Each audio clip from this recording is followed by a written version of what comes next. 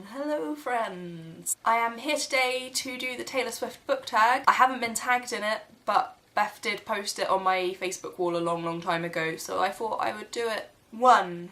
We Are Never Getting Back Together. A book or series that you were pretty sure you were in love with, but then you wanted to break up with. For this I picked Gregory Maguire's Wicked series. I started off with the first book, Wicked, and loved it, but I just couldn't get into the second book, and I just don't have the desire to finish it or to read any of the other books in the series, which is sad because Wicked's amazing. 2. Red.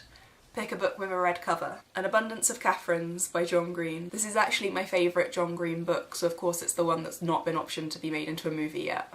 3. The Best Day. Pick a book that makes you feel nostalgic. This book is Redwall by Brian Jacks. I used to read these when I was about 10 or 11 and my mum used to have fights with my local library because they'd put them in the teenage section and bookshops didn't, so she used to get them out for me on her card. 4. Love Story. Pick a book with a forbidden love. For this one I have majorly cheated. I have picked my favourite Beethoven biography, Beethoven, the Music and the Life. Beethoven had a tendency to fall in love with women that he couldn't have, so his life is just a long chain of you can't be with her. 5. I Knew You Were Trouble. Pick a book with a bad character you couldn't help but love. For this character, ashamed as I may be, I have picked Kelowna from the House of Night series. He is a bad guy, but you can see the struggle behind that, and I don't know how the series ends because I keep forgetting which one that I've gotten up to, but I'm intrigued to see what happens with his character even though I always feel guilty for reading the books. 6. Innocent. Pick a book that someone ruined the ending of. I don't remember ever being specifically spoiled for a book, so for this, even though it's partially my fault because I was talking to Beth about it, I've picked Isla and the Happily Ever After by Stephanie Perkins. 7. Everything Has Changed. Pick a book that has a character that goes through extensive development. I have chosen Will Grayson from Will Grayson, Will Grayson. Both the boys in this book go through significant development, I think, and they acknowledge that to themselves at the end. I specifically think that David Leviathan's Will Grayson goes through a massive change from the beginning of the book to the end. He actually talks in sentences that don't involve him wanting to die. This is my other favourite John Green book that's not being made into a movie.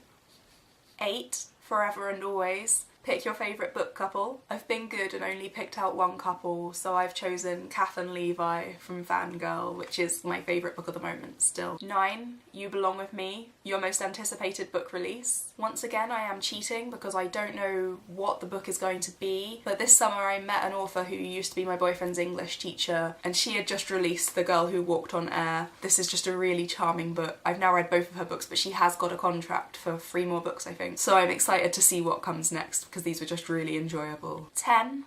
Come Back, Be Here. Pick a book you wouldn't lend out to anyone for fear of missing it too much. Because the book I would pick is on my Kindle, I'm going to choose books that I actually own in physical form, so I'm going with the full collection of Louise Renason's Georgia Nicholson series. They are childish, but they are my faves. The book I would have picked is Meg Cabot's Boy Meets Girl. 11. Teardrops on My Guitar. A book that made you cry a lot. I cry at sad, I cry at happy, I cry at anything in between, but a book that really made me cry is One Day by David Nichols. I was going through a bit of a thing when I read this and it seemed to relate to how I felt very closely, so this was even more poignant and just made me cry even more. 12. Shake It Off. A book that you love so much that you just shake off the haters. I am going to go with Mansfield Park because people hate on Fanny Price all the time, but I actually really identified with her. I'm the one that will just sit in a corner and sort of go along with what people are saying, but maybe disagree every now and then. I just feel like she stood up for herself when it matters, and I admire that, whereas other people are like, oh, she's pathetic, she's a rubbish heroine. I really liked her, so Mansfield Park.